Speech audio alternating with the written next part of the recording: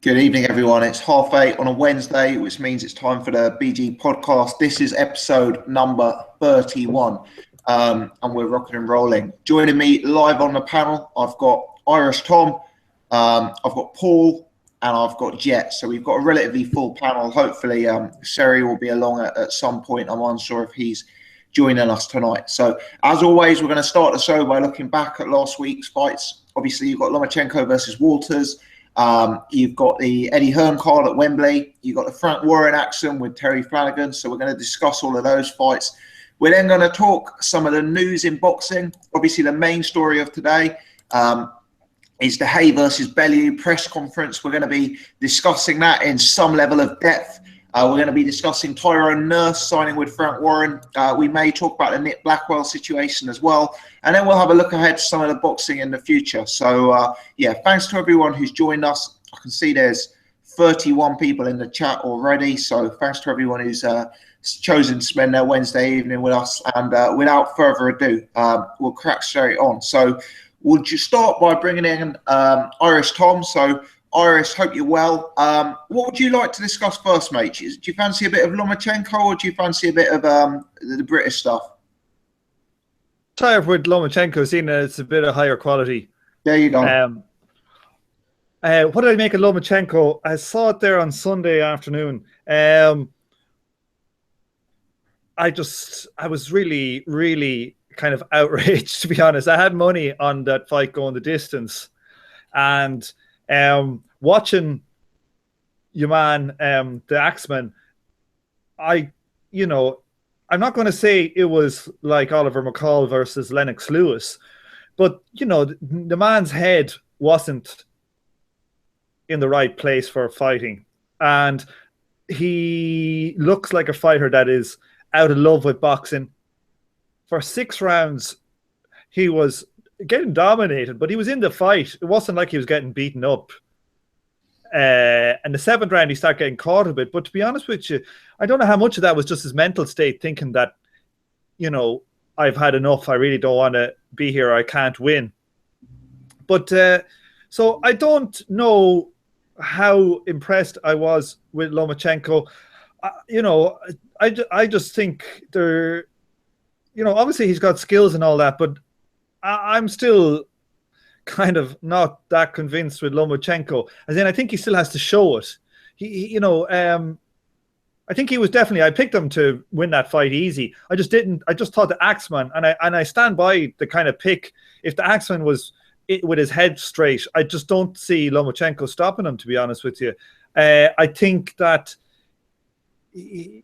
Axeman fought a bad fight. I think the template out there on how to do it, how to beat Lomachenko, is kind of there.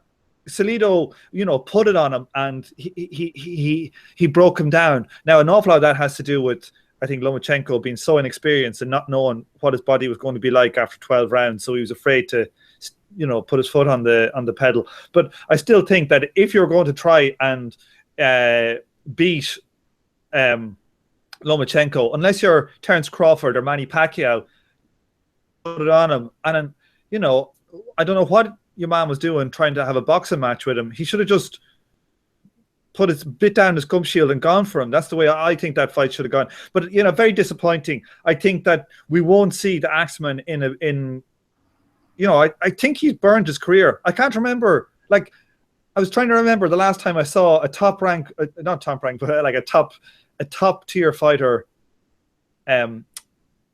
just kind of quit.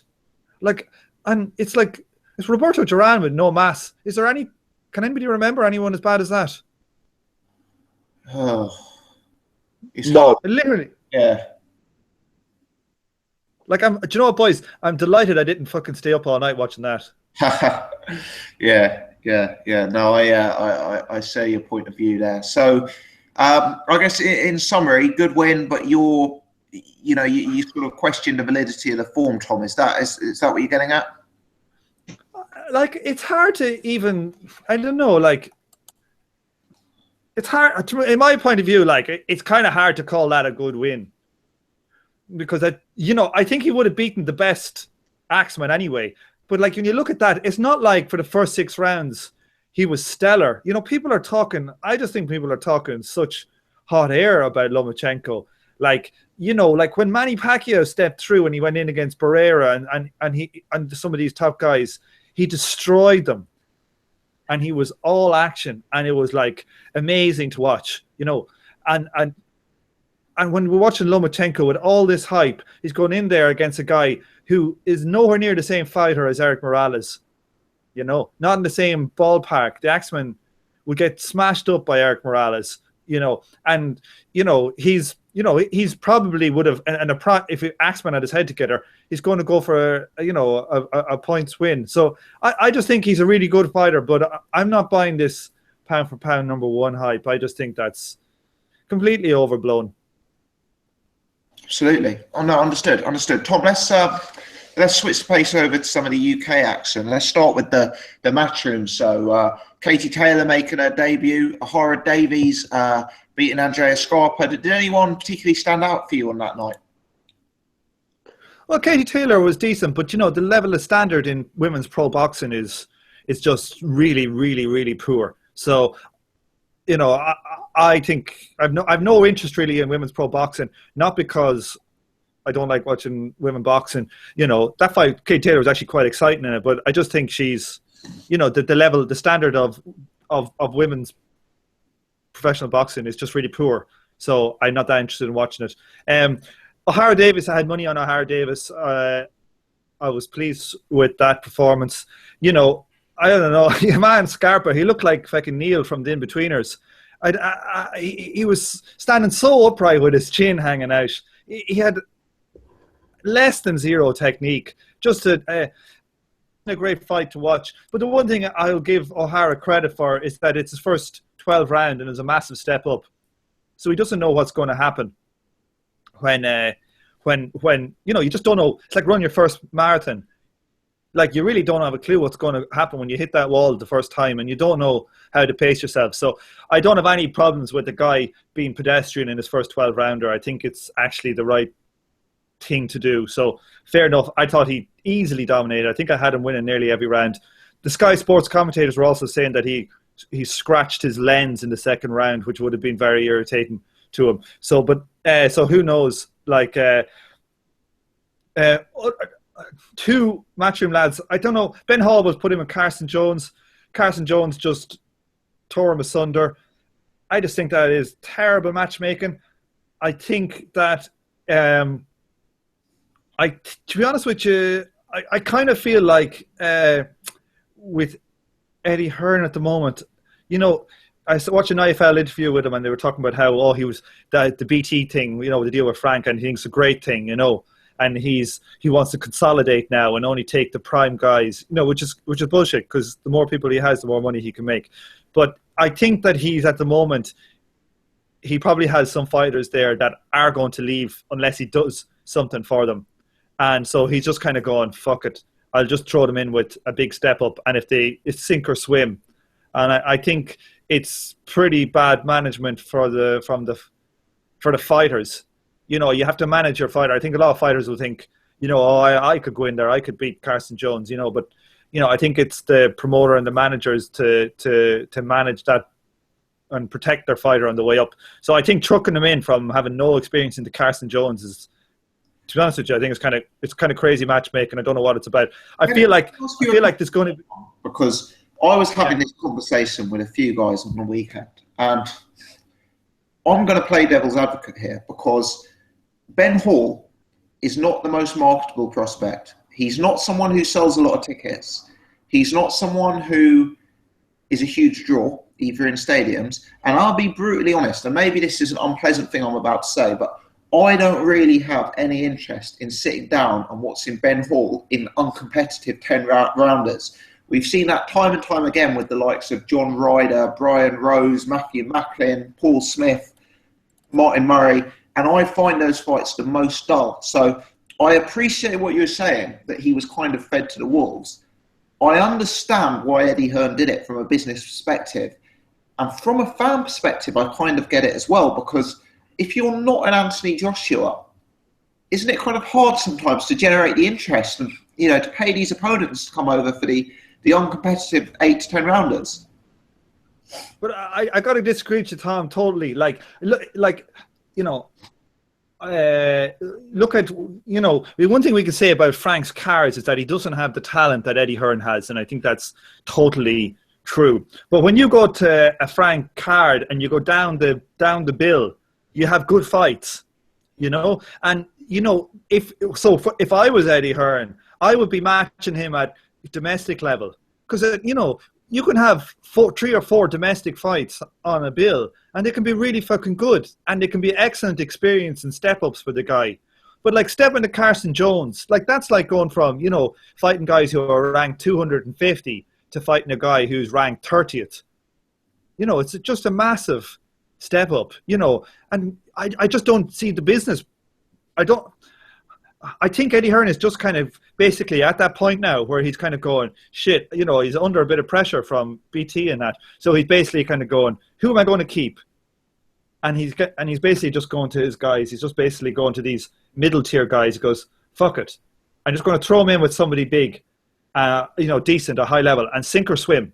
And if they swim, I'll keep them. And if they sink, fuck them. But what I'm saying is, like, from the point of view of the fighter, he's got a different point of view than Eddie Hearn.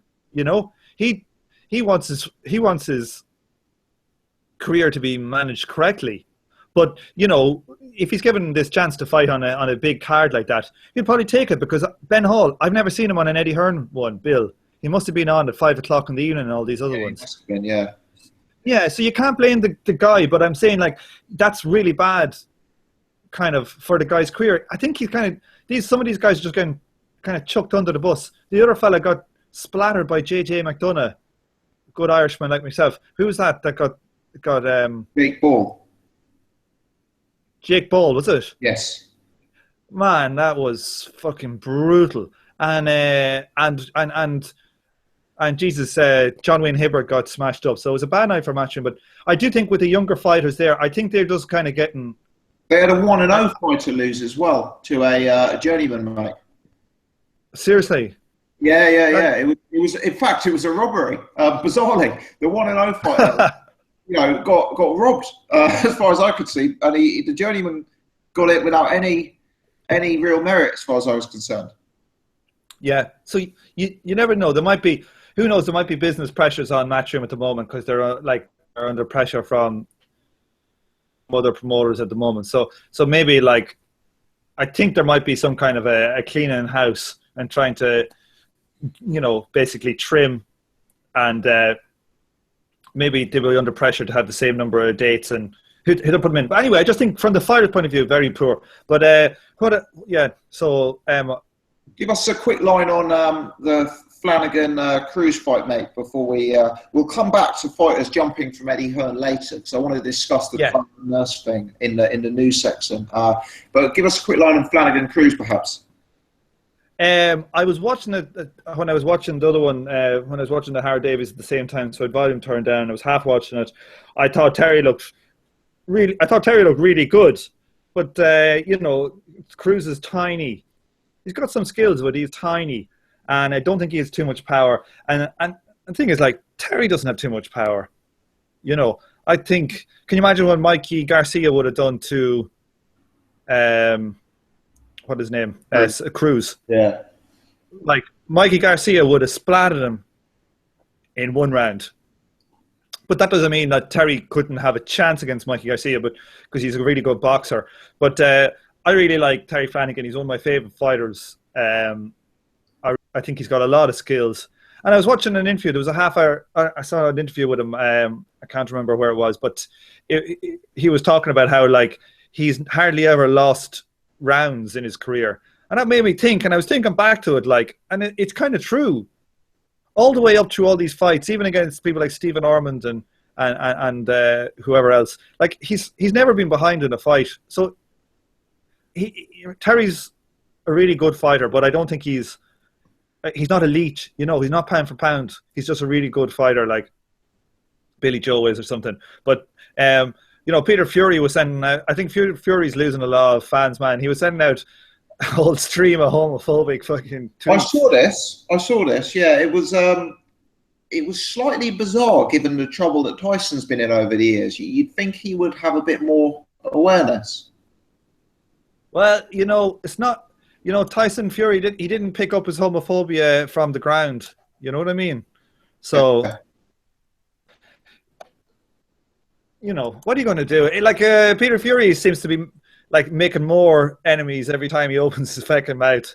But what are you going to do? Yeah.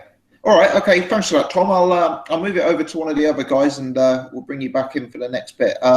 Let's switch it over to Paul. Paul, how you doing, mate? Very good. Very good. Yeah. Thank you. Do you want to start with Lomachenko? Give us your thoughts on that, and then maybe move to the UK stuff afterwards, mate. Yeah. Yeah. I mean, I think Lomachenko's the goods, man. I mean, like, okay, didn't he? The performance at the weekend. I think it might have been partly because of the amount of time he'd been out. I know the Axeman had been out for nearly a year or whatever, and so I suppose that could be part of it. But I was really disappointed with him, really more than I was particularly impressed with Lomachenko on this performance. I mean, I think Lomachenko's fantastic. I mean, he's one of my favourite fighters. I think more than anything, it was like Walters just didn't seem to know what to do with him. I mean, he could hardly catch him. I mean, to be fair, Lomachenko pretty much just did what he wanted. The issue I've got is kind of he didn't really seem to want to do too much. I personally think he could have got him out of there towards the end. Very, very disappointed. And I agree with Tom. I think he's hurt his stock considerably. People were suggesting that maybe see the usual the fix. It was fixed. They fixed it so as Lomachenko would win. I think that's the biggest load of crap I've ever heard. Why? I think he got 300,000 for that fight, Walters. Why would he kind of like hurt his stock so badly? Because I really do think he's made himself look terrible with that. Even Paul, I wouldn't rule out a fix. I wouldn't rule it out. What? No, seriously, I wouldn't rule out a fix. Like, because he looks. I know you would. He looks like to me. You would never rule out. Tom still thinks Elvis is alive and sacked up with Princess Diana. No, I have him here sitting down at the piano. Actually, Tom let go of that about 2 weeks ago. That theory, he relinquished it. But no, I mean the thing is. Paul, like I wouldn't rule out that he looks a man who's very disillusioned with boxing. I wouldn't rule it out that he put money on him himself in a certain rounds, and you might never see him again. I wouldn't rule it out. I'm just saying maybe it's 5% chance, 10%, but I wouldn't rule it out. I suppose putting money on himself. I suppose it isn't beyond the realms of possibility. Yeah. I just think if you were going to do that, surely if you're gonna just throw the fight and just like blatantly throw it, then surely wouldn't you say I don't know, my wrist's fucked, or start holding your arm or something, like to just go into the corner and just go, no, I've had enough. No mass, whatever the fuck it was he was saying. I just think he got so frustrated. I think Lomachenko broke his heart. Now, that's not to say Lomachenko's beating the shit out of him, because he fucking clearly wasn't. And some people were trying to suggest that as well, which I think is going a bit too far the other way. I think he was starting to catch him with some shots.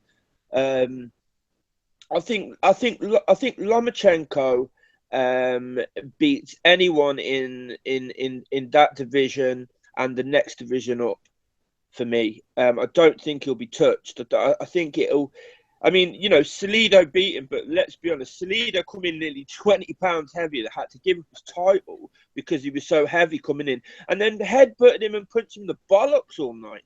Here, Paul, are you saying then that he'd beat Mikey Garcia? To be fair, right, Salido should have been disqualified in that fight, to be honest, and that's the only guy to beat him in the pros. So I don't know.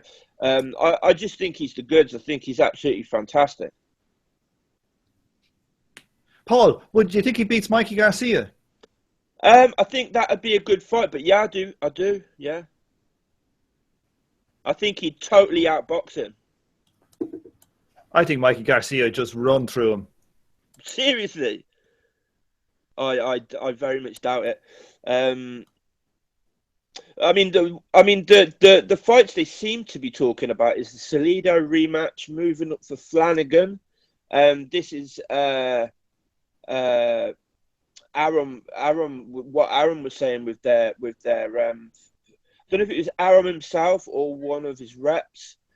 Was he wants the Salido rematch next, and then Flanagan and Vargas next year. I think that's what they were saying.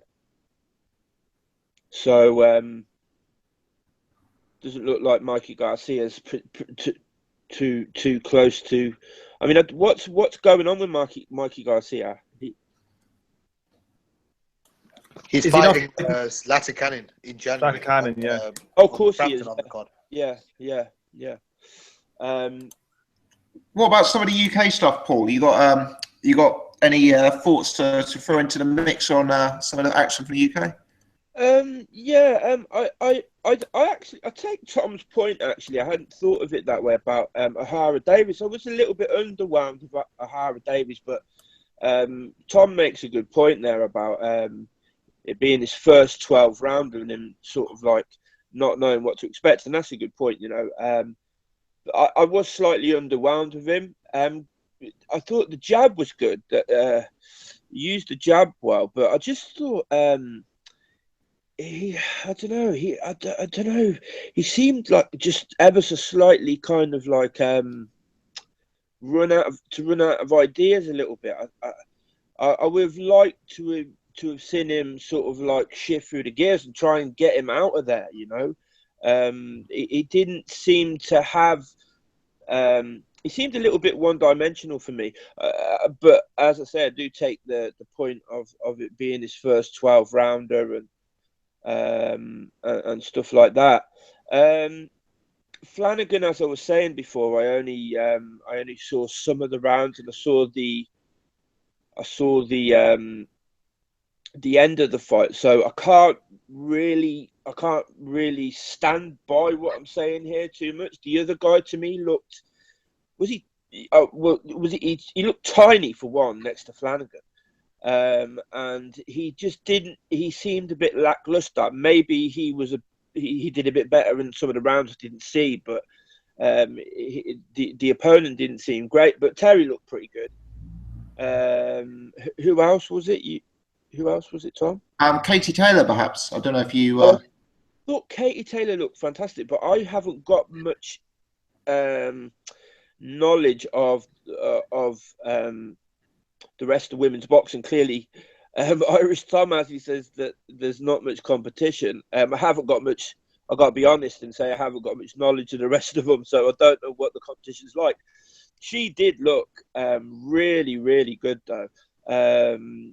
Fast, great punch selection. Really exciting to watch. I mean, God, I mean, to be honest, if just a prospect, just not a woman, put on a performance like that, I'd be impressed with it. You know, I thought she looked really good, but Tom might be right. The competition in women's boxing might be atrocious, and I think Tom probably is right. Actually, I think it's one of them things where most guys, not maybe most guys, but I'd say the majority. I don't know. I'm messing up my words here. A lot of guys have experimented with a bit of boxing. You know, all of us have probably hit the bag at some point at the gym. Most of us will have had a little spar at some point. Whereas I just don't think that's the same for women. So I guess there's a lot less people, you know, testing out the sport and going into it. And do you know what? I watched a video that Ultratech Sports did the other day, and he made a fantastic point, which is that even though the competition maybe isn't there, the way Katie Taylor's performing is going to get people to watch her, and she can be well managed to a world title fight. The difficulty is after she's won a world title, how are they going to generate the interest in her fights? Because there's no named opponents out there. It's not like Anthony Joshua. They won a world title and then they can build a fight against one of the other champions or something like that. Because with Katie Taylor, it's almost like the end goal is winning that world title. There's not the mega fights against the named opponents afterwards, which for me is an interesting perspective. It's not what I'd considered. Yeah, no, well, here, Tom. Good point as well, because if you, I think it was Hatman actually pointed out. I know it's completely opposite end of the spectrum we're talking about now, but he was talking about the sort of like mega stars and sort of like crossover stars of the last few years, and he was saying that they've always had like a nemesis. They've always had like, you know, Floyd had Manny. They were kind of like, you know, there's always been another top guy that was sitting and waiting and to sort of match them against. And I guess that's a good point. That's not going to be there for somebody like Katie Taylor. As exciting as she does look, it is a good point. Yeah. Here, but lads, you could put her into a ring and just have her beat the shite out of a Jack Russell, and it'd sell out in Ireland. Yeah. She's kind of fit as well. Is it me? That's you, Paul. Oh, okay. I think she's kind of pretty, man. Yeah, there was a lot of conversation. She's a born again Christian. She'd drive you fucking mad. Yeah, is she? Oh, fuck that then. Get off the fence, guys. Yeah. Let me bring in Jet. It's 9 o'clock and we haven't heard from Jet yet. So, Jet, sorry to keep you waiting, mate. Off you go. Let's start you off on Lomachenko. I'm sure you got a lot to say about that. Yeah, I mean, to be fair, I'm probably in more of the Irish Tombo. To be fair, the kind of fight, it was just, you know, you don't really learn anything from Lomachenko apart from what we've kind of learned from the rest of his pro career. I'm very high on Lomachenko actually as well. So it was a bit disappointing. I think Nicholas Walters takes a massive hit credibility wise, you know, standing wise in the super featherweight division. He had for me it was a clear win against Jason Souza, and that was, you know, pretty good. He didn't really have any momentum since then, and it was a bit disappointing.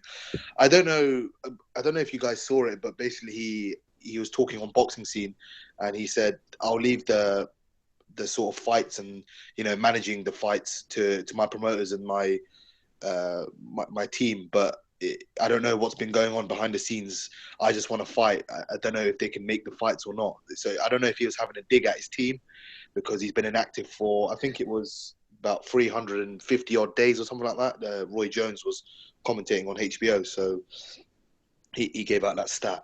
And I mean, he didn't look rusty, I would say, Nicholas Walters, but definitely, you know, in terms of, in football, you get like, you're fit for training, but you're not fit for the games. You're not match fit, and I don't think he was fight fit, and especially going in against the best opponent he's ever faced in his career.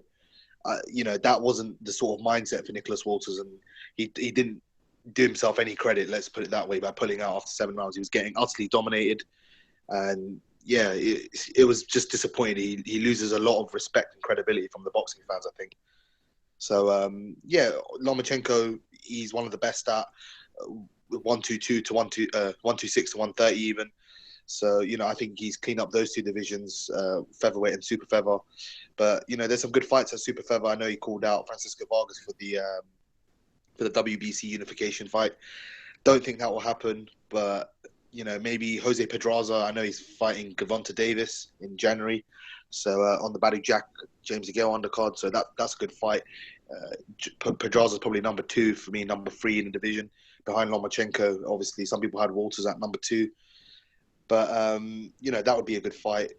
Corrales and Uchiyama fighting in the end of December, I think it is, in a rematch for the WBA Super. Jason Souza's obviously there. Some people on Twitter have called for that fight.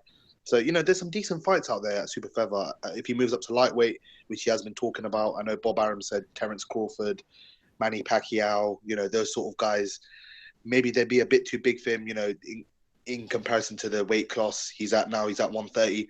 Terence Crawford at he's at super lightweight, 10 pounds, and he's quite a big guy for the weight. Manny Pacquiao comes in, you know, in between lightweight light welter, and welterweight. So there is a weight discrepancy. There'd have to be a catchweight certainly. So if those fights ever occur, it'd be interesting to see. There's some great dynamics and in those sort of couple of fights with Lomachenko. UK sort of action. I didn't watch the Katie Taylor fight. I didn't make it home in time, but I managed to catch up with pretty much the bottom of the card and sort of the top of the card. Ohara Davies looked all right. I mean, he looked to run out of gas towards the end of the fight, but maybe that's expected. The first 12 rounds, obviously he's moved up to light welter or super lightweight, whatever you want to call it, and he's kind of dominated an opponent who looked pretty decent in his last fight, in Andrea Scarpa. So well done to him. He moves onwards and upwards. He's actually going to go pretty high in the WBC rankings because he won the silver title in that fight, if I'm correct. But I don't want to see him against Terence Crawford anytime soon because that's a massacre waiting to happen. The rest of the card, John Wayne Hibbert looked absolutely terrible. Martin Gethin is probably. I heard a something on Sky commentary, which is terrible normally, but they said Martin Gethin was actually going to retire last week. So Martin Gethin's come out, basically postponed his retirement to KO John Wayne Hibbert. So Hibbert obviously has subsequently called it a day, and best of luck to him. Seems like a decent fella, but he looked terrible in that fight. So he was more. I think you said he's more of an opponent as opposed to a contender, which I think is correct. Ben Hall obviously lost to Carson Jones. He was doing well. Carson Jones put it on, and I don't think he was ready for that fight. But maybe he was, maybe he wasn't. There are some. I know we've been going back and forth on the show for the first half hour, saying whether he was ready or not. I mean, you can only keep, knocking over Binman and Journeyman, not being disrespectful, but you can only do that so many times, and maybe it was a step up too quick. I don't know, but he certainly didn't disgrace himself, Ben Hall, in that fight. Jake Ball, that was a brutal knockout. JJ McDonough is a super middleweight. I don't know what else to say on that. That was pretty bad. And Jake Ball's supposed to be one of the better prospects at Matchroom as well. Ted Cheeseman obviously won on the undercard. Reece Bellotti won the English title on the undercard. So there's some good wins. I know Chris Adaway, I think, won on the undercard, which was a journeyman fight. Journeyman won that fight, but I didn't get to catch all of that. But don't catch that one, mate. That was not a fight you want to rewatch. Yeah, no, I heard he won, and I got robbed or something like that. So I might have to go back and just watch some highlights or something. But the card wasn't terrible. I put it that way. I was actually planning to go to the card live, but maybe in hindsight it wouldn't have been a good idea. But on TV they weren't terrible fights. Yeah, do you know what? It was actually a good night's card. I would guess it was better to be at the stadium than watch on TV because a lot of the televised fights didn't actually catch fire. But some of the undercard fights were really, really good. I don't know how many they showed back. That JJ McDonough Jake Ball fight, I know it only lasted a round or so, but that was an absolute crazy fight when it lasted. There was some real good action.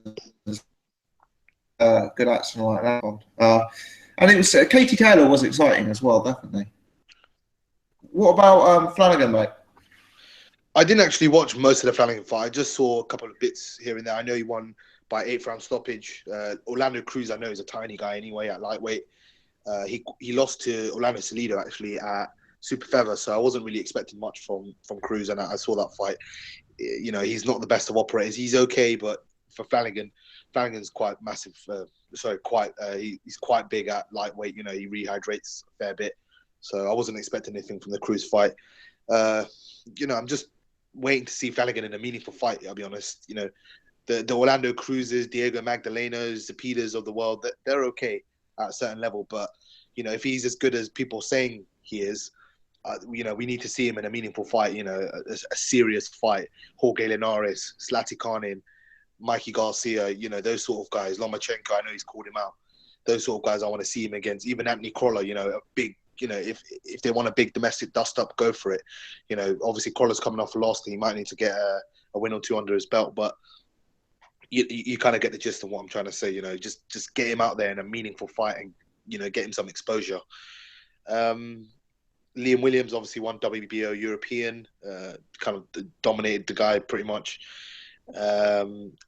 Bradley Skeet looked pretty decent actually against Thane, was it Thane? Yeah, John Thane, yeah. Yeah, and Thane was coming down from light middleweight even, yeah. So, he didn't look too bad. Bradley Skeet, I just want him to move on now. He's a highly skilled individual, but, he's just sitting at this sort of British level, and, he needs to kick on now. I know they were talking about European honours and that sort of stuff. Leonard Bundu, Branko, those sort of guys around the European level, they'd be decent sort of opponents. And then Tommy Langford looked absolutely shocking. Sam Sheedy didn't disgrace himself whatsoever, but Tommy Langford, he'd get brutalized by the majority of middleweights, British middleweights out there. I would not have liked to seen the Chris Eubank Jr. fight. I think that would have been really, really bad for him. I think that would have ended really badly for him. So, yeah, I mean, sort of the other fights I didn't get to catch too much, but those ones on the Frank Warren side, I watched those. And yeah, just before we move on, give us a quick word on women's boxing in general. I know the other guys on the panel have discussed it. Is it something that's catching your interest? Is it something that's catching your interest more now you've seen Katie Taylor? Well, as I said, I didn't really see Katie Taylor. I saw her in the amateur, so very exciting fighter. But in regards to the level of women boxing, it's going to be substantially less than the men boxing. So the exposure that they're going to get is not as much. Maybe, Katie Taylor on Sky Sports, they might push more women out there to get into boxing. But at the moment, there's no sort of, I wouldn't say interest, because there is interest in some women boxing. Obviously, Katie Taylor's turned pro. Clarissa Shields has turned pro as well in America, and she's supposed to be a big prospect. I think she's in a higher weight class, though. But apart from that, I don't think it necessarily captivates the public imagination, as opposed to someone like Anthony Joshua or David Haye, someone like that. I know a couple of my casual friends, they've been blowing up my phone the last week or so, and they've been saying, "Look, Haye versus Bellew's made. You said to me it wasn't going to get made, and Joshua fights around the corner. Are you hyped for it?" So those sort of fights captivate the imagination.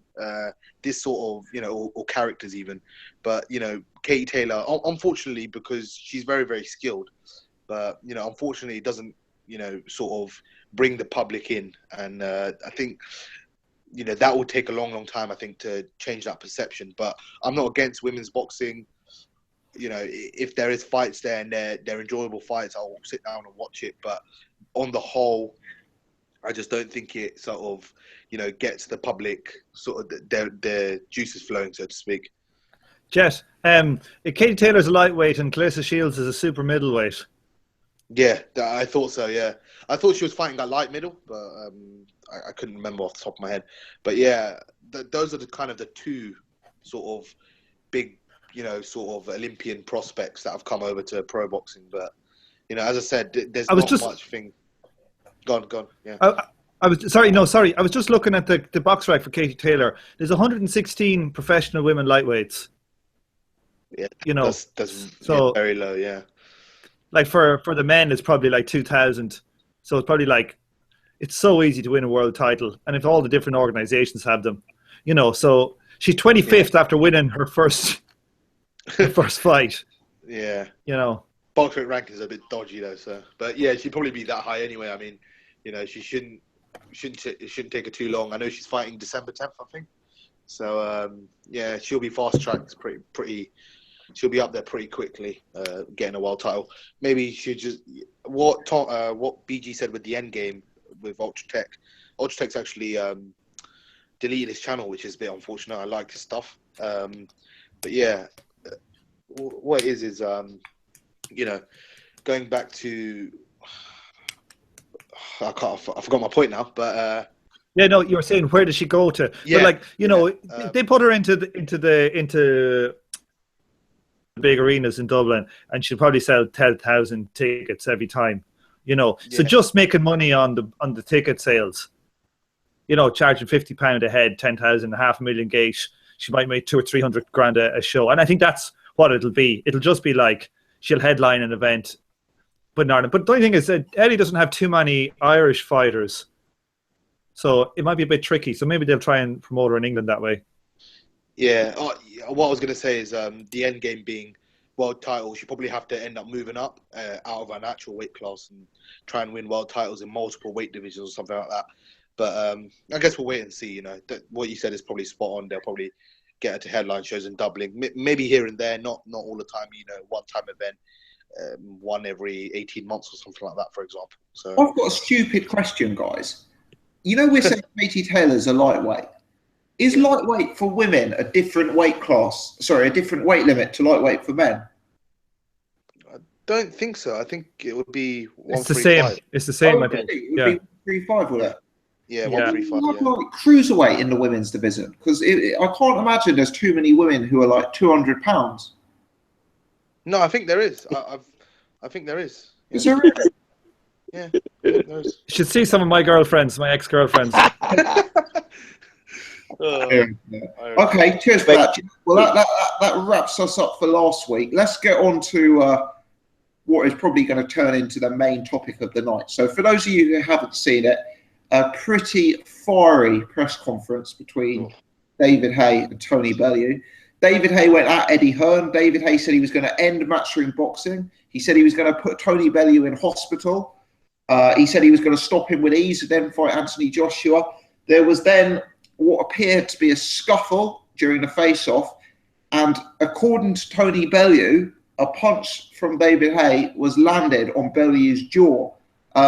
It was, from my eye, quite hard to tell from the footage whether the punch actually landed, but Bellew was insistent it was. A lot of bad language as well, potentially something that the British Boxing Board of Control are going to have a look at here. But, David Haye can sell a fight, Tony Bellew can sell a fight, Eddie Hearn can sell a fight, and by God, the sales is on. So who better to hand over to at this point than Irish Tom, who I'm sure has a veritable lexicon of opinions on this press conference. Can I just say quickly first? I slowed the footage down, and he did land. It was just a really quick sort of left, like a jab, but he did land on him. I slowed the footage down. I don't know. You did land because you could see Tony Bellew had a red cheek on him as well.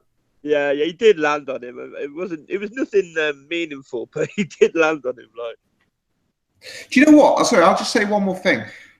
I was speaking to Ultratech Sports offline a few months ago, and he told me he had seen some footage of David Haye as a youngster, like a real youngster, and they were interviewing David Haye.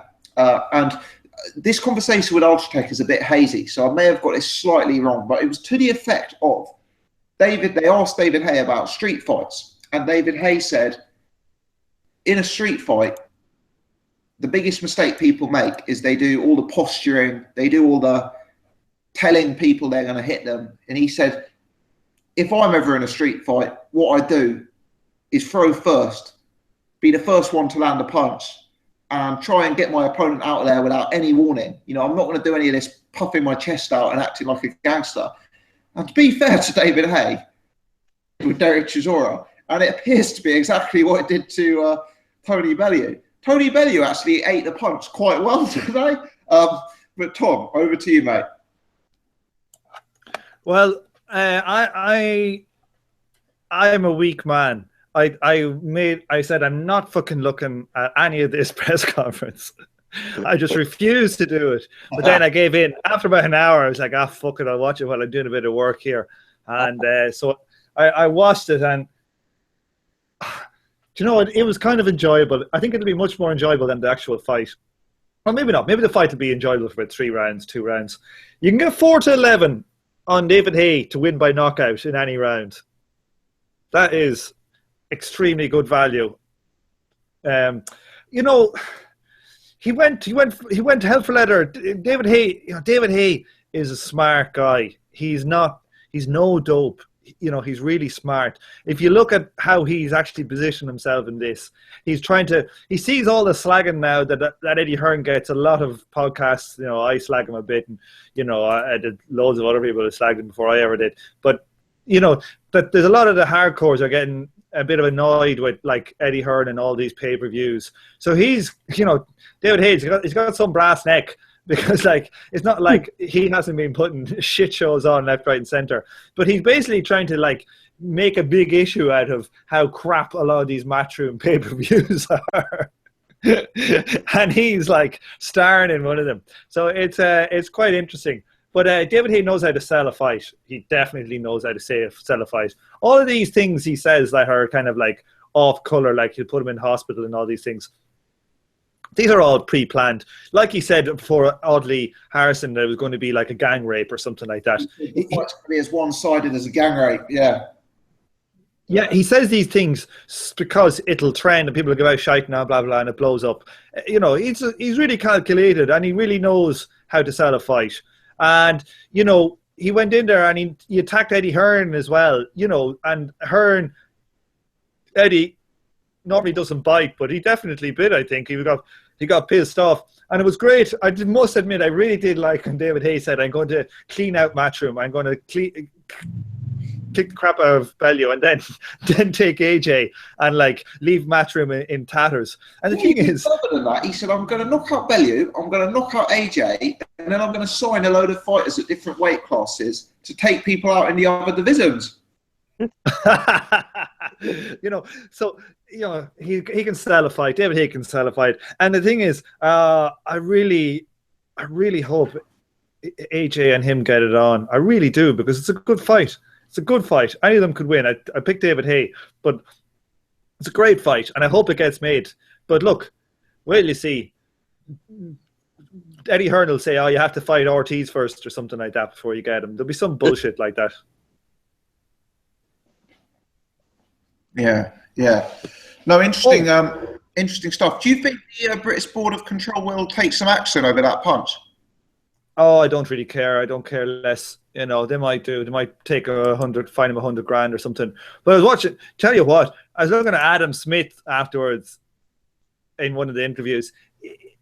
He's getting stranger looking by the day. He's looking like a drag artist who just put on a suit and wiped off his makeup. What's going on with the head of him?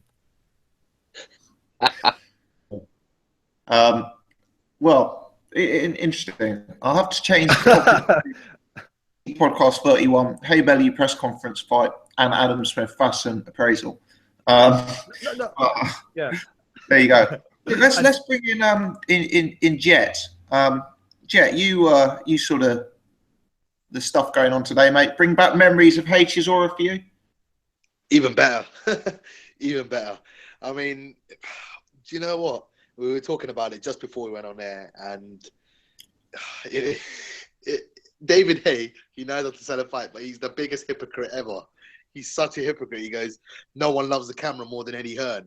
Every time his fight is in there on IFL or whatever, Eddie Hearn's always in the interview. Eddie Hearn wants it, get it right in the middle. And I was like, David Haye, you are the biggest conman in British boxing.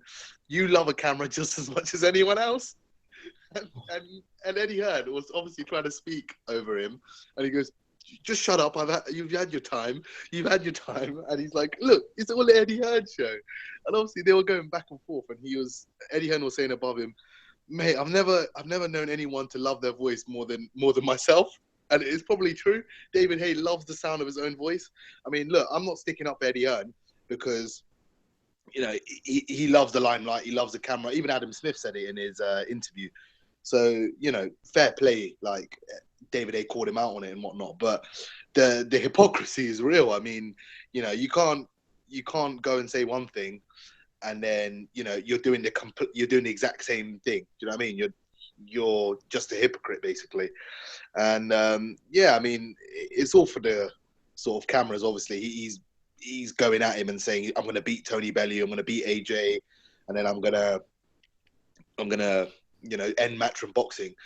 And he's like, Barry Hearn's a better promoter than you. He's a down to earth guy. You're just all about yourself and whatnot. But it's all well and good saying that, but at the end of the day, you're getting money, you fight, you do the job, and that's it. And he calls himself a promoter when he's not.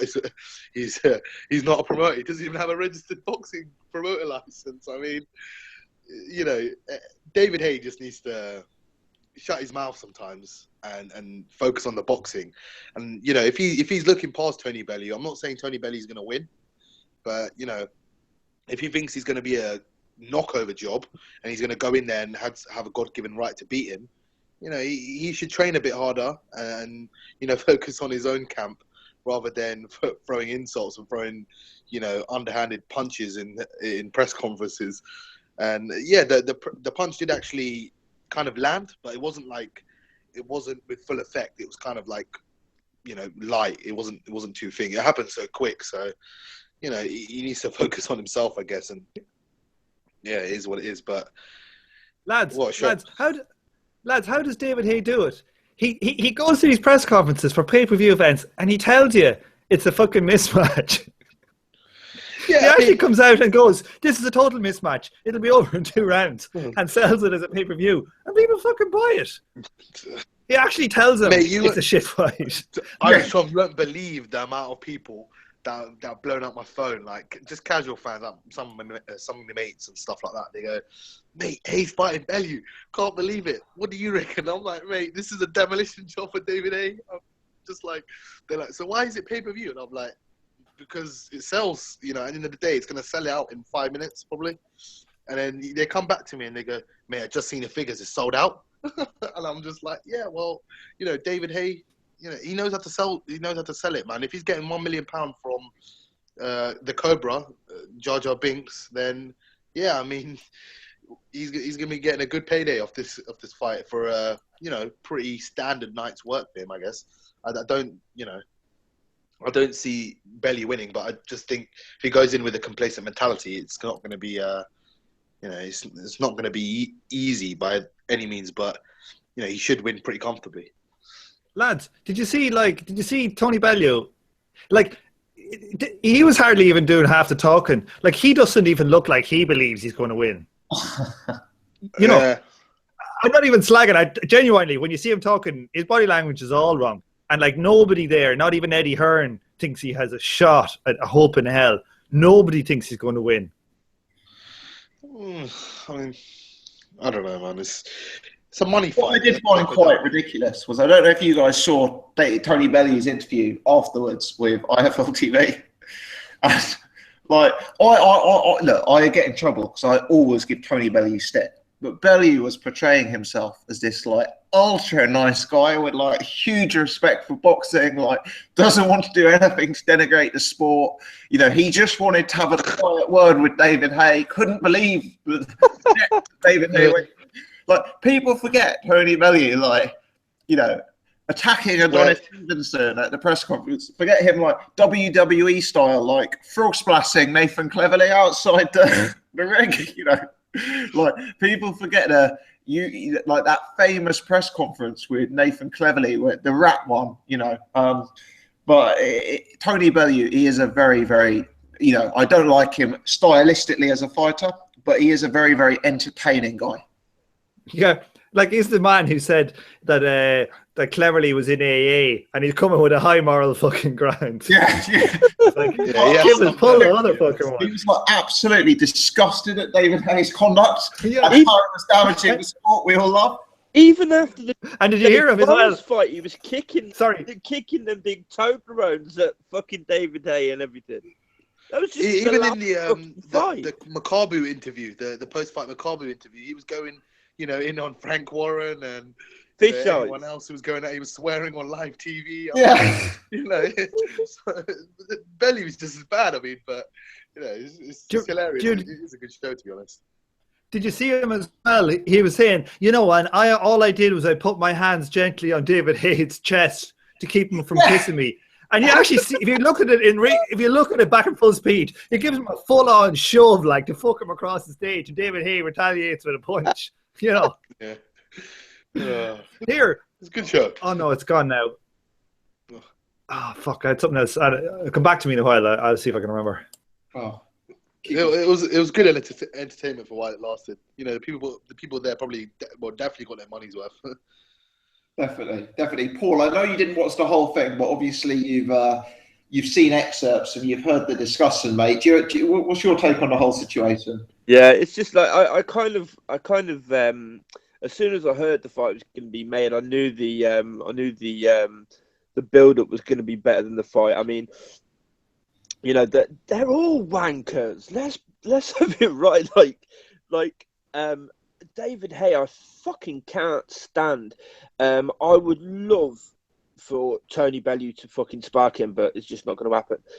He's absolutely right when he says, though, that Eddie Hearn is constantly trying to fucking hog the camera. He really did. I was actually thinking that on the Katie Taylor interview on Saturday night. Fucking, he wouldn't shut up. He wouldn't let her talk, man. It's just like wanker, but they're all wankers, to be fair. They all do exactly the same thing and then act like they're, I don't know, whiter than white. As for the fight, for me, it's not even going to be competitive. I don't think it's even going to be competitive. I mean, if you consider Tony Bellew was getting sparked by Adonis Stevenson only a couple of years ago at light heavy. David Haye hits probably he's one of the hardest punchers in boxing, pound for pound, I'd say. I just do not see Bellew being able to stand up to that. Added to which, I think Tony Bellew's defence is seriously lacking. We've said it time and time again. He can't block a jab, and he can't. And I think it will probably be just not to say he's anywhere near as bad as Demori, but I think it will be a similar kind of thing. If you remember in the Demori fight, Demori threw out this lazy jab, and Haye came over the top of it and sparked him. I can see the same thing happening. I think Bellew can be very, very lazy with his jab. And I just think a fighter like David Haye, I think it's. I mean, if you could sort of like get a computer program to make a boxer that was tailor made for David Haye, it may look something like Tony Bellew, to be fair. But yeah, the build up. I mean, we've got some great fights with regards build ups and everything coming over the next few months. I think we're kind of getting spoiled a little bit. Fucking Irish Tom about Adam Smith. His voice doesn't seem to belong to his face. You know, when he talks. Yeah, or his body. He has this husky voice, and you're looking at him going, Jesus, you look like a postman. Yeah, he's like, yes, and blah, blah, blah. And it's like, whoa, it looks like fucking Penfold out of Danger Mouse. Remember Penfold? Weren't they saying Dave Colwell was Penfold? Well, Dave Colwell does look a bit like Penfold, yeah, but God, man, yeah, it's just it's all fun and games, isn't it? It's all fun and games. Here, lads, I've got a good question for us. I'm wondering if we could just name in the last 12 months, all this 2016, all the Sky Sports pay-per-view fights. Brooke Golovkin. Okay, mismatch. Joshua Brazil. Mismatch. Joshua Molina. Mismatch. Joshua Martin. Mismatch. Frampton Quigg. Nearly a mismatch. Not a mismatch. Not a mismatch. Okay, that's a team. That wasn't a mismatch. White against Joshua. That's pretty much a mismatch, if you ask me. Close enough. I feel like there's more, but maybe there hasn't been more. Is there any Brook ones? No, just the Golovkin. So we've had 7 in the last 12 months, that are going to come up soon in the last year and a bit. Yeah. And 5 of the 7 have been utter mismatches. One of them, I think the Quigg one wasn't ever going to be close, to be honest. But and what's the other one we had that was recent? With Dillian White, Anthony Joshua, a British title fight, fuck's sake, or Quigg versus Frampton, and this is another one to come. Haye versus Bellew. Sky Sports pay-per-views are fucking mismatches as a rule. Yeah.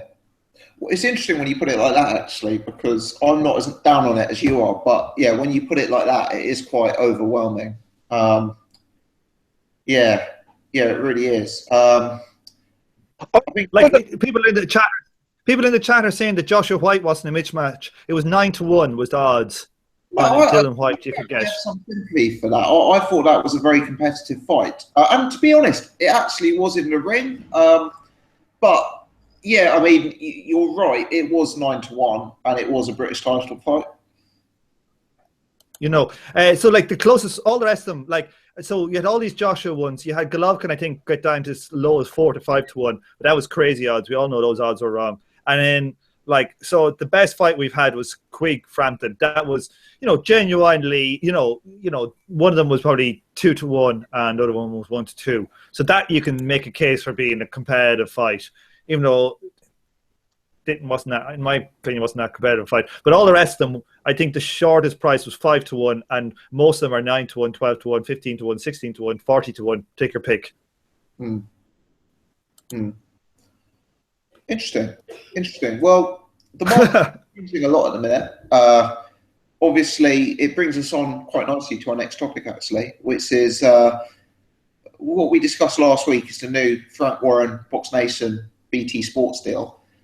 And we've had the first fighter join the Warren stable who probably wouldn't have joined without that deal. And that's Tyrone Nurse. Now, from what Eddie Hearn said in his interview today with IFL TV, it appears that Tyrone Nurse wasn't a matchroom fighter per se. And I can believe that. I imagine Tyrone Nurse is the kind of guy who has done a lot of business with Matchroom, has been on a lot of their shows, but probably doesn't have a recurring contract with Matchroom, which appeared to be what Eddie Hearn was indicating. And Eddie Hearn said that he wished him the very best of luck, but sort of essentially alluded to the fact that Tyrone Nurse wasn't the guy who was going to be filling out arenas and flogging pay-per-views, and maybe that wouldn't have been maybe the offer he's been getting from BT Sports would be superior to what Sky and Matchroom could offer him at this point. So let's start with you, Paul. What's your take on this? How do you think Tyrone Nurse is going to adjust? And do you think there can be? Do you think this could be the first of many for that type of fighter? How do you mean the first of many for that type of fight? You mean first of many people going over to Frank? Yeah, first of many people signing with Frank. I mean, let's put it this way. We all can deduce that at this stage, Anthony Joshua is probably not going to leave Eddie Hearn to sign with Frank. Neither is a guy like Kell Brook. But what I'm talking about is the kind of fighter who's been semi-regularly appearing on the Eddie Hearn shows, maybe as a co-main event or as an undercard fighter, but perhaps operating at a decent level, British title level, that sort of level. Do you think that kind of individual is the most likely to make the jump over? Well, yeah, I mean, I'd say so. Yeah, I think Frank's got to try. I mean, he's got to be trying to look to sign a lot of those guys now, hasn't he? Yeah. Given the commitments he's made with this deal, the old 30 fights a year. I mean, I still don't see how he's going to pull that. Was it 30 fights a year? 30 fights with BT and some standalone fights on Box Nation only. Yeah, so he's going to have to certainly look to sign some of those fighters. You would think that the BT deal would bring a bit of money to him, put some more money into his pocket that he can throw about a bit. So I think we probably will see a few more fighters move over to him in the next year or so. Definitely. But it just depends. I mean, like, I don't know, Frank Warren. I don't know. I've had an underlying sort of feeling that kind of like Eddie Hearn is kind of like taken over this the field a little bit, and I don't know. I think if I was an up and coming fighter, I would prefer to sign with Matchroom than sign with Frank. You know, Thing though, isn't it? Because my gut instinct is the same as yours. But if we actually think about it, a guy like Tyrone Nurse is a guy who's been in good fights, performing well, and Matchroom haven't been able to get him the push, and get him up towards that world title level. Whereas I imagine with BT Sports and Box Nation doing 30 builds, Tyrone Nurse is going to be a main event fighter next year at some point for them. Yeah, well, that's obviously the attraction, isn't it? He's obviously looked at, or his team have looked at that and said, well, yeah, they've committed to this many shows. Obviously, if you move over there, you are much more likely to be billed as a top fighter. But the problem I've got is, and this is what I'd be looking at if I was a fighter, is when you look at Frank's cards, even the big cards, they don't have the same polish on them, even down to the press conferences, fucking billboards falling apart and everything. He just doesn't. They don't have the same polish that an Eddie Hearn show has. Everything seems a bit lackluster. His ticket sales are poor, and if that was me, I would worry about that.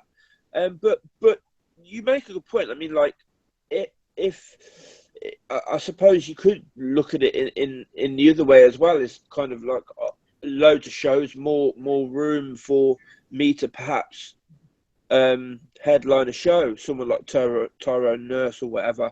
But we'll have to see how it plays out. We'll have to see how it plays out. Yeah, it's interesting. And just a word on Tyrone Nurse quickly, Paul. Because I'll be honest, I know he's maybe not the most marketable guy. He's probably not the biggest personality. He's probably not the biggest puncher. His style is one for the purists. I actually do believe he is a guy with a serious future. He's incredibly young. I don't know how young he is, but it always amazes me how young he is and how many fights he's actually had. And yeah, I know it was only Tommy Coyle last time out, but I thought at times in that fight he looked super smooth. He's 26. Sorry, Gossip. He's 26. 26. Is he someone you see as having that potential to get to a sort of a world level operator, Paul, or maybe something in between? Yeah, I think he's definitely got the potential. I like watching him. I don't think he's at that level yet, but I think he's definitely got the potential. Interesting. All right, no, appreciate that, mate. Jet, let's pop over to you. Tyrone Nurse signs to Frank Warren and to BT Sports. What's your initial take on that, mate? Yeah, I'm not really too surprised by it, to be honest. Since the BT Sports deal with Box Nation, I've been expecting a few fighters, lesser known fighters to jump ship. I know a few fighters beforehand have already jumped ship, i.e. Lucian Reed has moved over to Box Nation. Even at Box Nation, he hasn't really been kind of covered, or exposed very well. So, I mean, obviously they're kind of moving in, I wouldn't say blind faith, I'd say optimism, if you understand what I mean. They're moving in kind of optimism that they think BT Sport is going to be a massive push for their career, and that they're not getting the, kind of exposure and coverage on Sky Sports that they probably should do. And, kind of younger fighters like, as I said, Tyrone Nurse has been around for a long time, Lucian Reed, kind of the lesser fighters, maybe what's his name, Ryan Burnett might move there. I know loads of people like him over at Sky and Matchroom and that sort of stuff, but those sort of guys who, right in the middle to end of the card, and they don't really get too much in terms of coverage or anything in interviews and that sort of stuff. So unsurprising, to be honest, but where he goes from here is going to be interesting. Obviously he holds the British light welterweight title, and obviously his mandatory is Jack Catterall is over on Box Nation also. So I think he's having a defense of his WBO regional strap or something like that. So yeah, I mean, good for Tyrone Nurse, good for his team, but let's see how far he can go in his career. I really want him to go far. I think he's really, really skilled. I think he's a decent fighter. I think at that level, you know, the world champions, I think he could give Ricky Burns a real tough night's work if he can just stick behind the jab and move and box. You know, if he don't get involved in the tear up. You know, Troyanovsky and Terence Crawford, I think they're a bit too far. Maybe Troyanovsky can, you know, box a bit, but I think more puncher beats Troyanovsky, not silky smooth boxer. But yeah, there's options for him at light welter, and he's quite big for the weight as well. He can move up to welterweight. You know, there's other options. Box Nation fighters there, Skeet. You know, there's some other fighters there. You know, obviously if he's going to go over to back to Sky and have a co-promotion show, you know, Egington's there. There's a few fighters in and around the division. So yeah, let's hope his career, you know, goes from strength to strength, I guess. Good stuff. All right, appreciate that, Jet. Iris, over to you, mate. You got any take on this one? You there, Tom? Yeah, well, yeah, I'm sorry. Just unmuting. Darren Barker, I think, was... Hang on a second, Tom, that's really bad, mate. Give me a second. Try again? Can you hear me now? No, mate, you're going to have to come off and on again, I think. Oh, okay, give us a second. The Dalek came into effect. That wasn't just me, was it, Jet? That was really, really bad, wasn't it? Yeah, I was waiting for you to say Dalek or something like that. Dalek, Iris, Tom. He usually comes back in straight away. But yeah, my thoughts are it could actually be a good move for Tyrone Nurse. You know, I believe he's a very, very talented fighter. And I believe it's just the right place, right time for him. You know, there's a few other fighters. I look at the Matchroom stable. John O'Carroll, Rocky Fielding, Isaac Chamberlain. You know, these are guys who are good prospects who, at this point, aren't necessarily getting it. And you know, maybe they could. Let's try Tom again. Tom's joined. Tom, you there, mate? Can you hear me now? That's better, mate. Yeah. Yes, sorry about that. So yeah, like I think wasn't Darren Barker Matchroom's first signing from Frank, I think, or was yeah. So that's the level of the first guy to come over, Tyrone Nurse. I know he wasn't strictly with Matchroom, but it is kind of like poaching from Frank. I think it would be said he was a Sky-based fighter. So kind of a similar level. And I think you'll get some people who are unhappy coming over, not getting the exposure they think they should get. So it'll be kind of like pick off some of them that way. And I think somebody like James DeGale is ripe for going over to BT, to be honest with you. So I think it's just the first of many to go in probably Frank's direction because he's a smaller stable now, you know. But I think there is competition with two major promoters like that. People will swap going from one to the other. Usually, I think a lot of time dependent on who's on the other to make certain fights. But you know, I think Frank is probably delighted he's starting to get some fellas coming back his way. But I don't think too much else about it. Good stuff. Who is there? Anyone else you see as being a potential one to follow? I think there's loads. I think all of these mid-level fellas, Isaac Chamberlain, you know, like the Irish guy that what's his name again? What's his name? John O'Carroll. No, John O'Carroll. Yeah, well, I don't think he's up to much, but the super bantamweight or. Oh Christ! He's on. Oh, I forget his name now. Burnett, yeah. And so, like, I think some mid-level people like that will go over. But you could even see someone. You could see potentially someone like Crawler go over after his ones, depending on what his contract is like. You know, to make a big fight. Whether Eddie will allow. I don't know whether these cross-platform pay-per-views will happen now. Now that it's not just Box Nation, it's someone who's probably bigger. Like Sky Sports has got, I think, 4 million subscribers, and that's BT Sports has got 11 million. And I think that EE app, which I've never used, so I don't know, has got like 15 million. So there's more exposure just based on the numbers of subscriptions on BT Sports.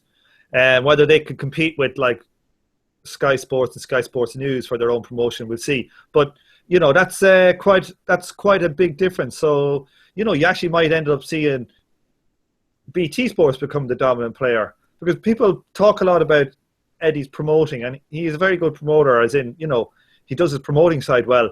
But people forget about how much of it is just your platform.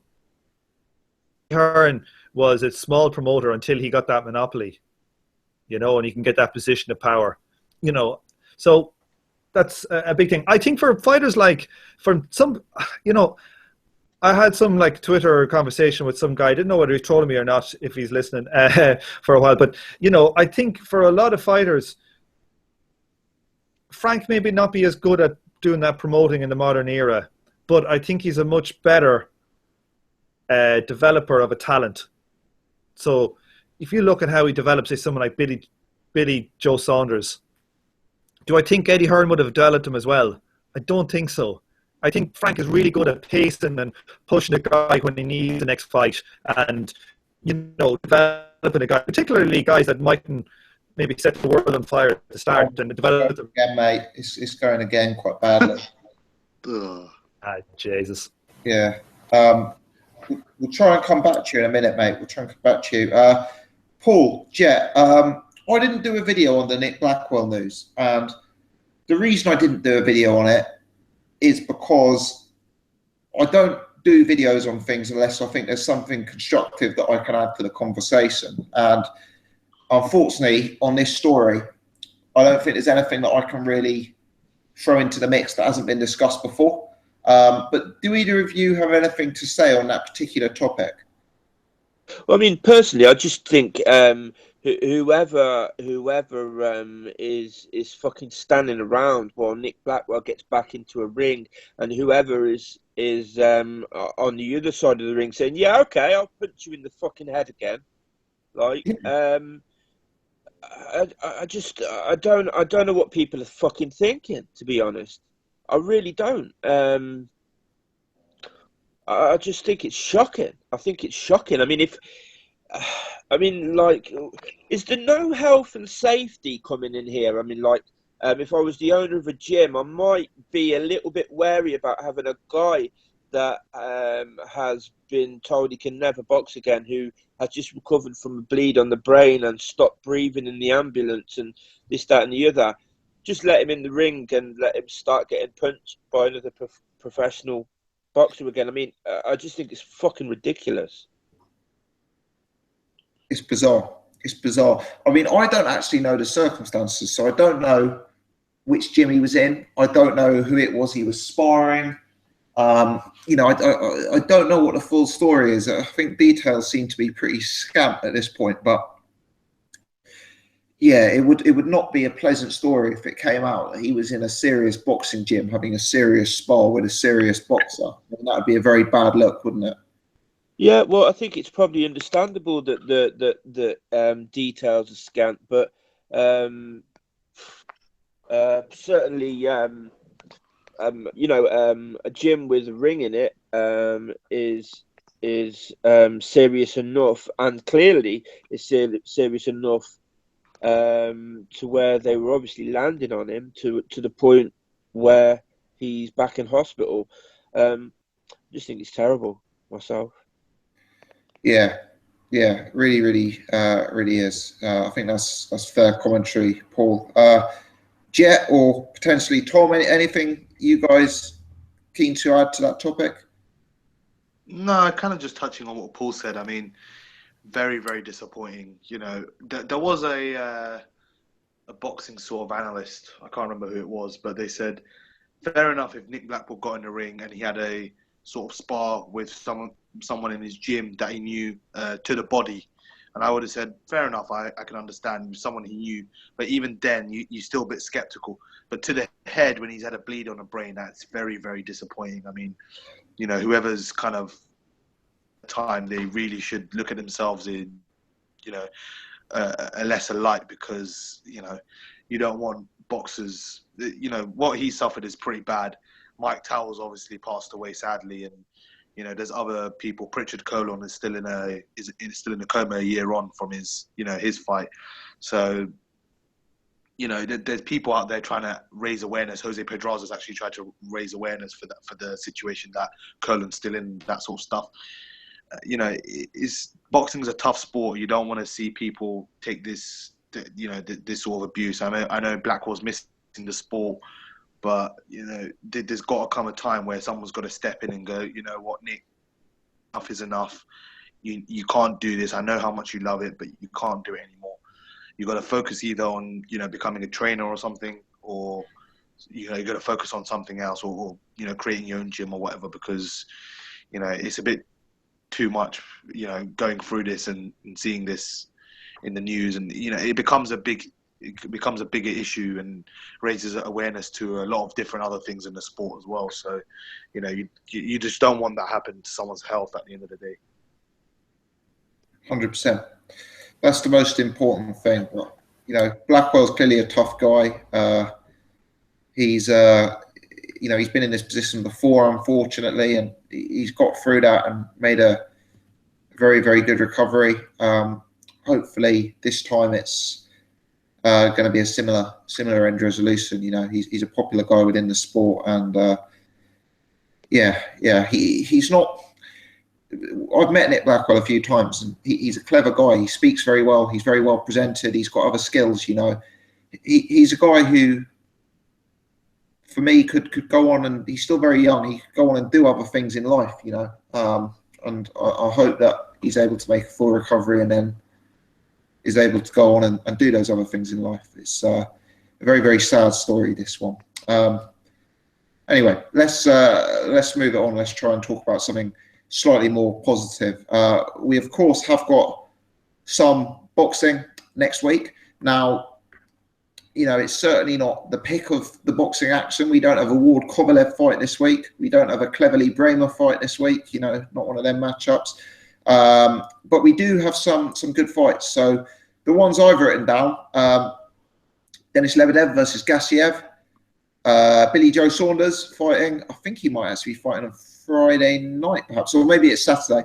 Bizarrely, I've seen Kubrat Pulev versus Sam Peter. Not 100% sure if that fight's going ahead. Maybe if you know that it is, leave that comment in the chat. It is going ahead. Is it? Bloody hell. And then Richard Comney versus Denis Safikov, which is one that we will have to probably pass over to Jet for. But yeah, some action going on this week. Let's try again with Iris. Let's see if the connection's better. Tom, you there, mate? I am here. Can you hear me? Yeah, that sounded better actually, mate. Let's go with you if it's working clearly. Is there any of them fights that particularly going to have your Irish eyes on this weekend? Yeah, I have my my sweet Irish eyes on the Gassiev fight. I think he might be. I think the last time I saw odds on him, he was like 3-1 or 9-4, something like that. That seems like a decent bet. That does seem like a very decent bet. Let me have a look at that now. Because he's a bit of a killer. So he was, he was quite a good price. So be worth value, because these cruiserweights, they just tend to stop each other. You know what I mean? Like he is Russian too, but he's not going to be the A side there. But 11-8 best price, mate. 11-8 best price. Wow, he's come in a lot. He's come in. Yeah, he's come.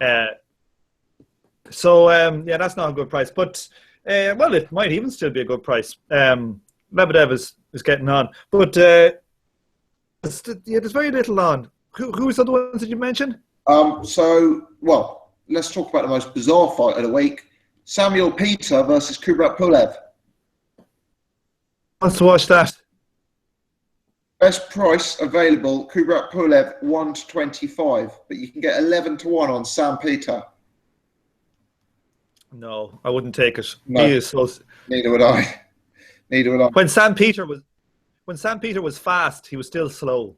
When he was fast, he was slow. You got Billy Joe Saunders, mate. He's fighting. I'm going to murder Akovov. his name. Is it Akovov? Is it? Yeah. So yeah, let's hope that actually goes ahead this time. And then you've also got Safikov versus Komney. That's a good fight. That's the best fight of the weekend. Oh, Gassiev is a good fight as well. That's a very good fight. I really like Comey. I think he's really good. But Shakovov is a good fighter too. Yeah, it's quite even. Komni's 5-4, Savrikov 8-11.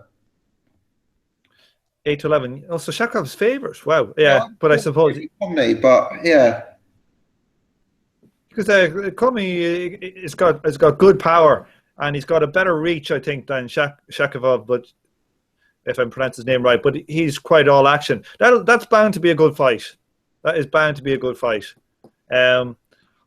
Looking forward to that. That's about it. Billy Joe Saunders should school Akavov. He seems to be quite crude from what I've seen. Where does Frank pick these guys from? Yeah. Billy Joe. Hopefully, Billy Joe is. The only thing that occurred to me about Billy Joe, and this is me. I'm not saying Billy Joe's going to get beat here whatsoever. Don't get me wrong. But the only thing that occurred to me is that fight. I did not think Billy Joe Saunders looked in very good shape. Now, I would presume, and I've never made weight for a world title fight, so you can say I don't know what I'm talking about, but I would presume Billy Joe Saunders was well into the process of making weight and potentially starting to reduce calories, reduce water intake before the fight was cancelled last week. I actually think it's an incredibly difficult thing to do if he was close to making weight and has then had to either maintain something resembling fight weight or rehydrate, refuel, and then lose it again a week later. So, look, I'm not saying he's going to get beaten. Obviously, he's a huge favourite here. What I am saying is if this was a 50-50 fight with a guy like Billy Joe, who, potentially blows up a bit between fights, and with a guy like Billy Joe who does potentially not always make the weight in the best possible way, is that something to be concerned of, or am I clutching at straws a bit here? Well, the rumour on the grapevine is that Billy Joe wasn't on weight, so he needed more time. So, and they just decided to put it back a week. So I wouldn't be surprised. Well, I just wouldn't be surprised if he's struggling to make weight. Right. But whether it'll affect him or not, I'm no expert on these things. But who knows? Billy Joe could lose his title on the scales. Yeah, well, I certainly hope that isn't the case. Billy Joe, for me, is a very small middleweight. I've always thought that. And it's not good when you see someone who's small at the weight potentially struggling to cut down. Jet, let's go over to yourself, mate. Quite a few fights this weekend. If I recall, you were a big Denis Lebedev fan. Yes, I am. I think he's all action, very interesting. Hits hard.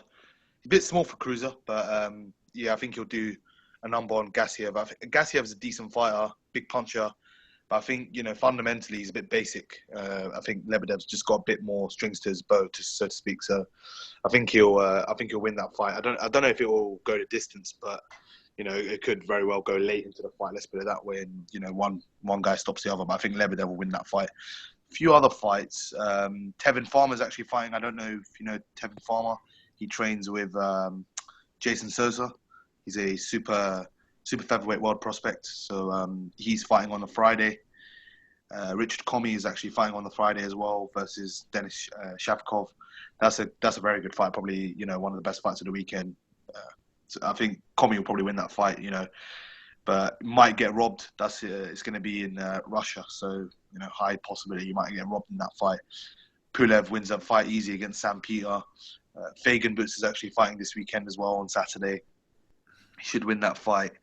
Gamal Yafai is actually fighting for the Commonwealth title.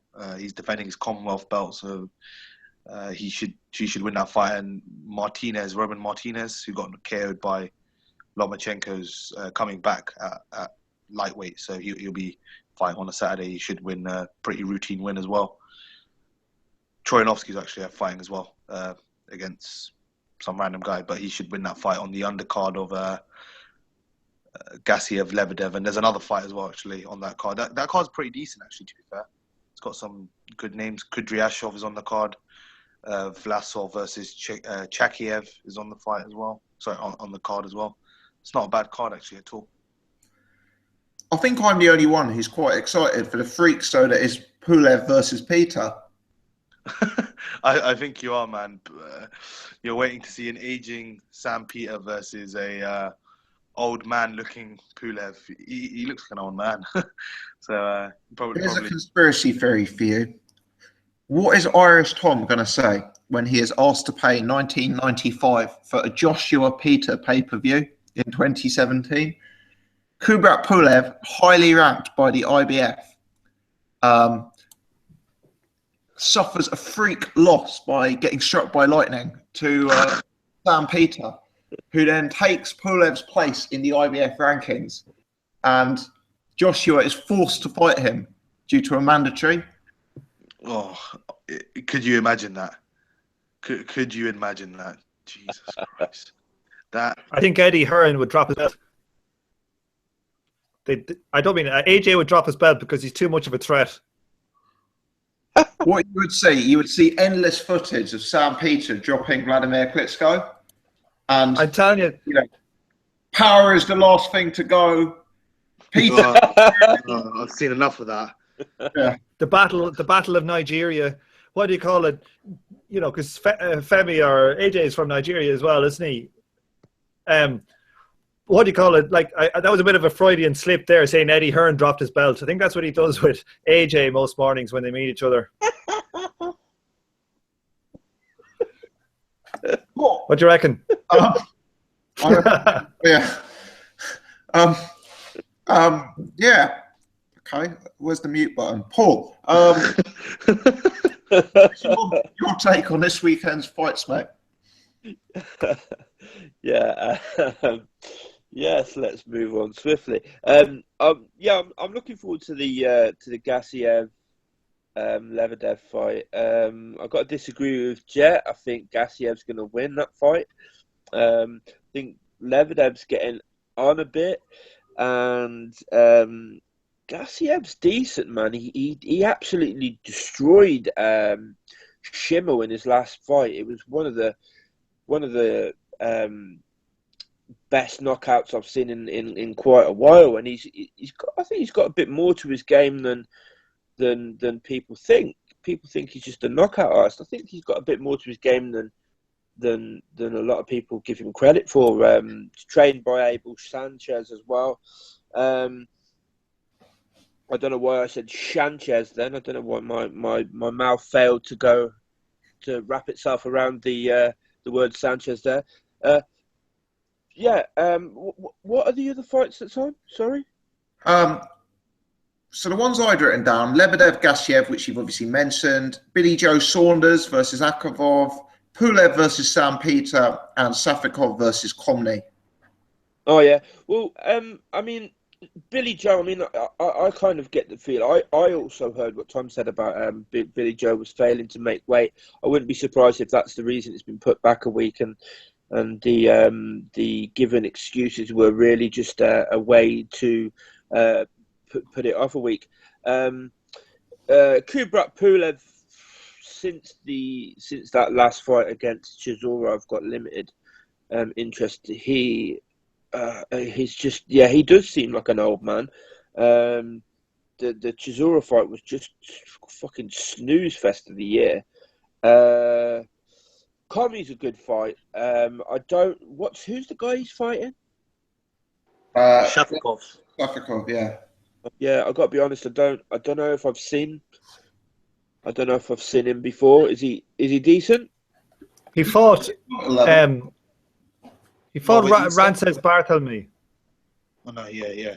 He fought Bartholomew, but lost quite comfortably. How long ago? How many fights ago? About 3 fights ago. 3 fights ago. Maybe? Okay, I probably have seen him then.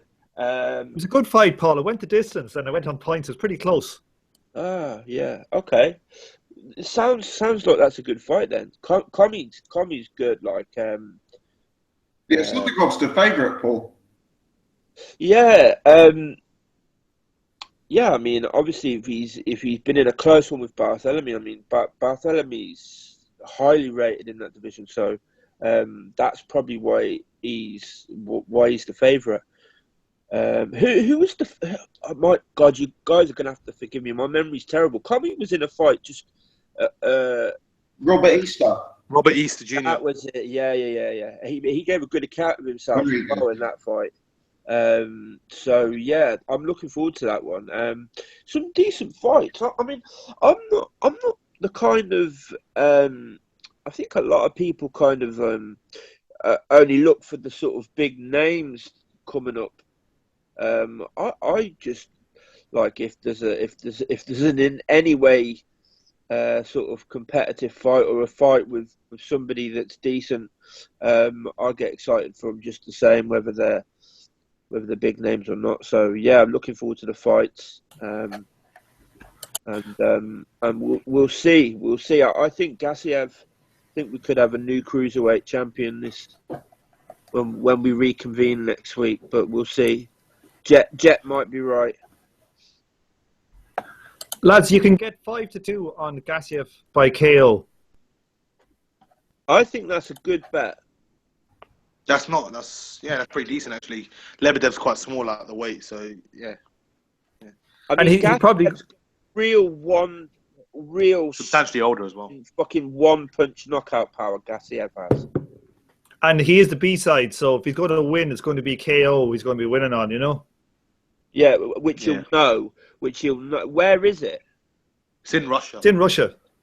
They're both Russian, but Lebedev's the bigger draw, so to speak. He holds 2 belts as well, so yeah, by default. So he'll probably know that, and he'll be going for the knockout, and he's got awesome power, so I think that's a good bet. Interesting stuff. Guys, we've actually come to the end of the topics that we put down to discuss a little bit earlier than usual, which is no bad thing. It probably hasn't been the busiest week of action this week. Does anyone else have anything else they want to throw into the mix at all? Yeah, what about Boy Jones Jr.? Did anybody see him? I didn't see him, but I heard it was good. Yeah, he's coming. He's coming on, isn't he? Yeah, no, for he didn't have any amateur experience. Am I correct in saying that? Yeah, I only heard that this week. I was really surprised. Yeah, when I watched him, he looked pretty decent, actually. He looks like an amateur. He looks like he came out of the amateur ranks. Like, I thought he was an amateur, kind of a hotshot type. I've got a feeling, and I might be talking out my arse here, I've got a feeling he did the white, maybe not the white collar, maybe it was the unlicensed. WSB? Unlicensed. Yeah. No, he did unlicensed boxing. Yeah, that's it. Oh, okay. Yeah, but he That's looks I decent. think if I recall, I think like Lee Purdy came up through that route as well. I can't remember off the top of my head, man. Yeah, That's where your man who's in hospital now with the brain injury again. oh, that's right. Yeah, you're right, Nick Blackwell. Yeah, so there's a few names that have come up from that route. Yeah, but Boy Jones he's decent actually. I don't look at him and see a world title, but you know he's very, very raw. He is someone who could maybe be a British title fighter. Yeah, he looked decent. I mean, normally gets involved in a scrap, but he kind of, he kind of boxed a bit more in this fight. So, he could do the best of both, and he looks a decent fighter at the level he's fighting at now. Definitely. I think he might go higher than British level. I think we'd be surprised. He looks like he just escaped from Auschwitz as well. So he can go up a couple of weight classes, I reckon. But and Anthony Ogogo news, he's had a tweet out for the first time in a month. Oh, has he? Interesting. I missed that. Do you want to give us the tweet? Yeah, it's a picture of him on his hospital bed with a patch on, like a pirate, given a kind of a sexy look. But he's looking well, and hopefully he'll be back, filling arenas and headlining pay-per-views before too long. He's back as world beater we all was. Sorry, Paul? I say be back as the world beater we all knew he was. Really. That's right. This is interesting stuff. If I was Frank Warren, I'd be having a look at the guy who beat him, Craig Cunningham. I think that would be a decent little signing, actually. I'm not saying he's going to be a world beater, but he impressed me that night. And with the new platform that they have, I'd definitely do something with him. Well, there you go. Right, let me whip round the panel quickly. Let's start with Paul. Anything Anything else to add, Paul, before we wrap it up for the evening? I have, Okay. but will you come to me last? Because I've got to find it. Yes, not a problem. That sounds ominous. Jet, let's go over to you, mate. He's looking for his cock, and it's a struggle for him to find. Irish Tom always The has wipe something it off the outlandish to screen say, doesn't he? is, No, That's my MO. That's my MO. I know. You're the man for that. No, nothing from me on that note. Good stuff. Iris? What about, well, we won't talk about Paul's testicles, but what about Parker versus Ruiz? Are we going to talk on about that? That's next week, mate. That's next week, Ken. Yeah, 10th. Yeah, I was thinking we'd say that till next week. But yeah, that is a good fight, definitely. The winner of that will probably be fighting Mr. David Haye, unless Tony Bellew stops him. But yeah, that's an interesting fight. Let's save that one till next week, I guess, because I want to make sure we've got some meaty topics for next week. But yeah, that's definitely on the radar. Paul, can we come back to you, or do you need longer, mate? No, that's all right. It's nothing really. I suppose I really built it up into. I just wanted to say from last week, we were talking about the boxing, the actual rules of boxing regarding holding while clinching, and rule number 6: you can't hold your opponent and hit him at the same time, or duck so low that your head is below your opponent's belt line. So if you can't hold and hit at the same time, I think it was Sherry that said if one hand's free you can hit. That's not the case. If you're holding onto your opponent, as far as the rules go, you can't hit him at the same time. I didn't argue at the time because I wasn't completely sure, but I wanted to look at the rules. But that's what the rules say. So there we go. But you can be held by one arm by your opponent and hit with the other hand. Yeah, but if you're holding your opponent, so I'm not going to say it's what he does all the time, but somebody like Ward who will hold on to the opponent and then will hit it, that's illegal. It's illegal. Yeah, it's definitely true. He probably does it, and I think, but a lot of times when two guys are kind of, it's not simply one is holding the other. A lot of times there's mutual holding involved. Yeah, and one arm is free. That's true. So, but Ward is pushes the boundaries and he is dirty. So I'm not going to argue with you that. But just remember the Vitaly Klitschko versus Lennox Lewis one, when Lewis was pushing Vitaly back to the ropes, and they both had one arm free, and Lewis hit Klitschko with about, I think, 7 or 8 hard body shots in a row. Does anybody remember that? Yeah, I do remember that. And you had what you call George Foreman saying you can't do that, you can't hold a guy and hit, and then you had Larry Merchant or somebody saying if he's got a free arm he's allowed to punch. So it's one of those rules, I think, which is kind of hard to enforce, and it depends on your ref how they interpret it. Yeah, I just think when one guy is clearly trying to get his arm out of the clinch and is being held, a referee should really be stopping the guy that's doing the holding from hitting. And I agree. I don't think it happened so much in this fight, in the Kovalev Ward fight, but in previous fights, I've seen Ward in. Definitely in the Kessler fight, he did it a lot. He headbutted him a lot. He fucking threw the elbow a lot. I don't like it. I don't like it. No, I don't like him. Do you know what I hate about Andre Ward? And I scored a fight for him, and but what I really hate about him is, when something happens in a fight and the ref and the two boys go to touch gloves, yeah, Andre Ward will never offer his glove. No. He just strikes me as an asshole. He will never offer his glove in a sportsman-like way. Yeah, Kovalev tried to a couple of times, and yeah, you're right. He doesn't. He turns his back, But another thing in that fight, that I kind of for me, I was surprised by how much. Well, Kovalev held lots in that fight. When they went into that clinch, Kovalev wanted to hold both arms. And he's really good at it. He wrestled. He was obviously strong, and he walked back Andre Ward. But in the latter half, the last 4 or 5 rounds, maybe the last 3 or 4 rounds of that fight, Kovalev, is not used to grappling for 12 rounds. It's really tiring. And he was willing to get out of the grapple because I think he found it was tiring him. And when he would, instead of letting the ref break them, he would break himself. And every time he did it nearly, Ward caught him on the way out. I thought that, he made a mistake there. Those clean shots in close rounds could have been enough to throw the fight the wrong way. That's a very good point, Iris. I think Kovalev lost it. I mean, you said it last week. Well, I've watched it again a couple of times since that. I think if he could have, all he had to do was put his foot down a little bit more and he'd have won that fight. And I know you said this before, but it was really obvious when I watched it the last time.